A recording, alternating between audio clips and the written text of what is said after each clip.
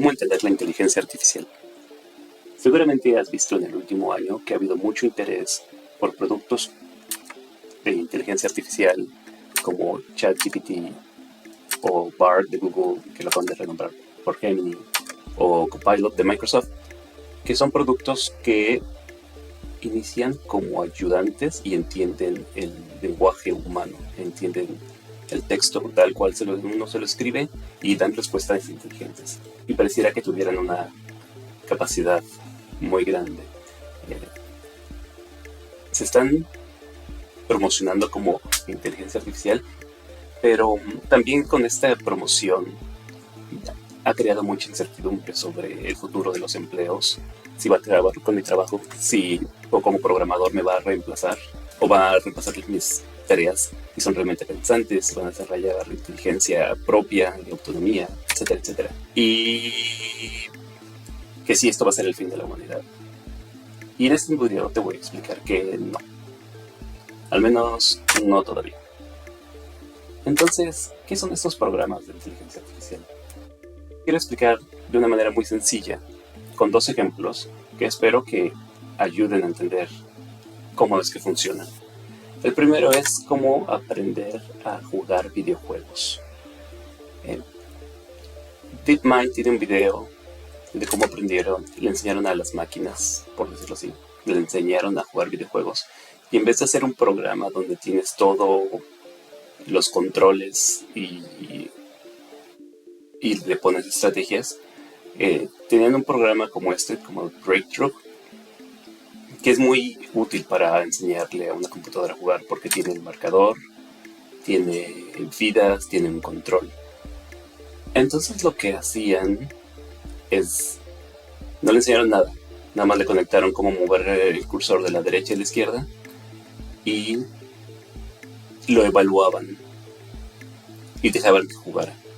Si la máquina hacía algo, lo evaluaban y ese algo dejaban que jugara más y dejaran que jugara más.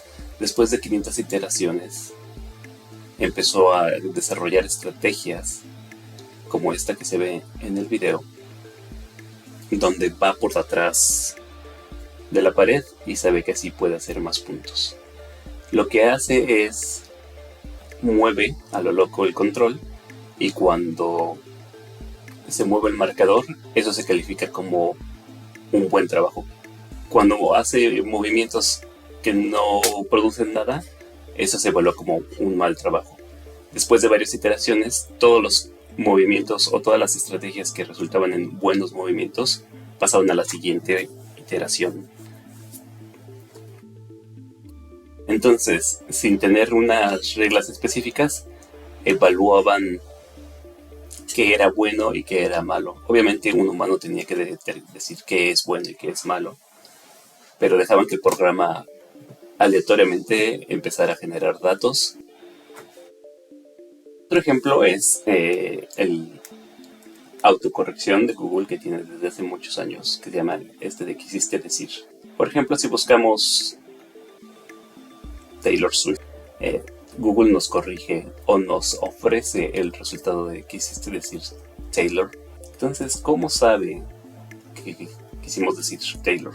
No tiene una base de datos, como sería un ejemplo, porque no puedes tener una base de datos de todos los idiomas, de todos los conceptos, porque sobre todo estos conceptos cambian con el tiempo. Nuevos personajes entran en el interés público y otros salen. Entonces, ¿cómo le hace? Lo que hace es analizar los datos de las personas que cuando escriben mal una búsqueda, las vuelven a escribir. Y cuando lo vuelven a escribir se corrigen solos y ahora sí obtienen un buen resultado. Entonces, viendo estas estadísticas, Google notaba que cada vez que escribías Taylor de esta manera, en realidad el 90% de las veces querías decir Taylor de esta otra manera. Y solamente el 1% querías decir otra cosa.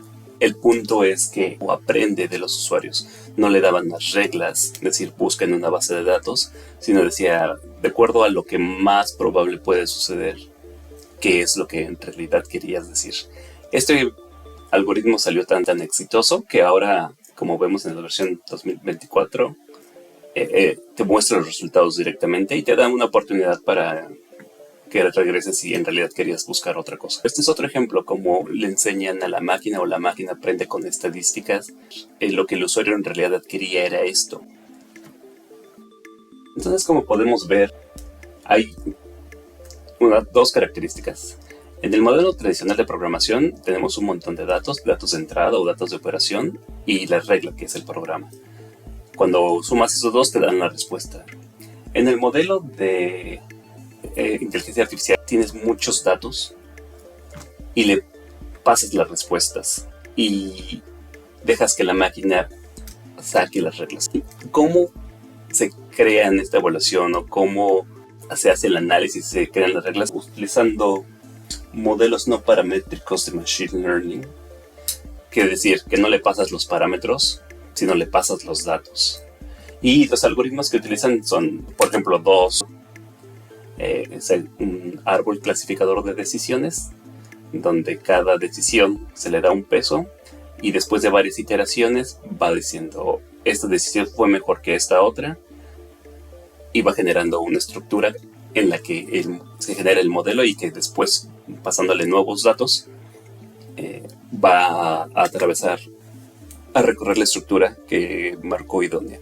Por ejemplo, en reconocimiento de texto. O otro algoritmo es una red neuronal. Lo que hace es que toma uno de los nodos, cada uno tiene un peso y tiene se dispara cada vez que obtiene cierto dato o cierto patrón y lo pasa a la siguiente red y lo pasa a la siguiente red y lo pasa a la siguiente red. Este se usa, por ejemplo, mucho en la detección de imágenes. En fin, el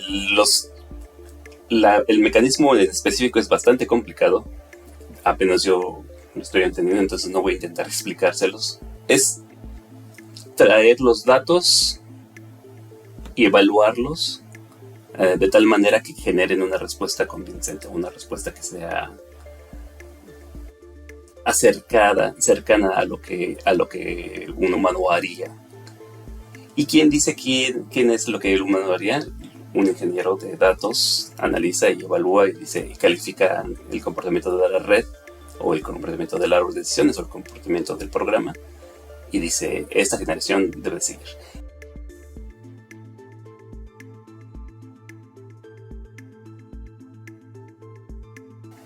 Pero en resumen tenemos que el aprendizaje de máquina utiliza datos, muchos datos. No es como le voy a pasar 1 megabyte de un diccionario y ya va a aprender. No, son una cantidad enorme de datos. Estos datos tienen que ser limpiados, obviamente. Bueno, no sé si obviamente, pero los datos que vayan de entrada es lo que va a aprender. Entonces se tienen que eliminar biases o se tienen que eliminar, por ejemplo, no le vas a aprender a enseñar racismo. Porque lo va a aprender y te lo va a decir. Esos datos hay que limpiarlos antes. O, por decirlo, que la Tierra es plana. Finalmente, un humano va a evaluar qué es un dato válido y qué datos no son válidos.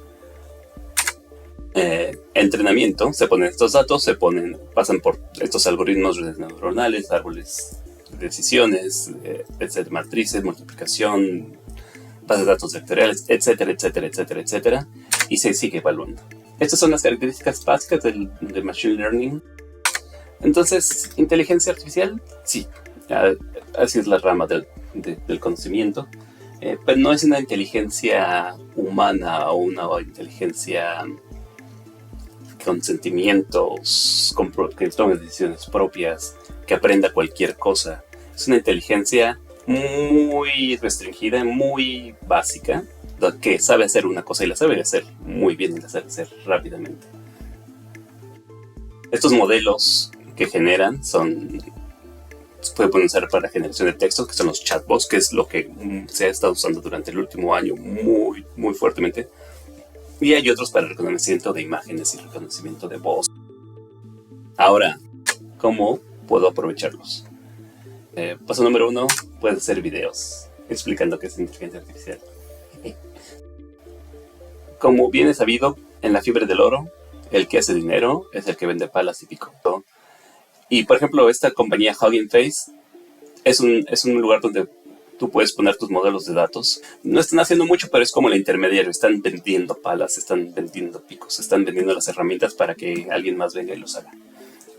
La otra forma de usarlos es directamente en los productos que te están ofreciendo, en Gemini, en Copilot, en ChatGPT, o para usar tus programas. Utilízala para aprender a debuguear o aprender a tener ideas, pero es muy útil cuando te explica algo.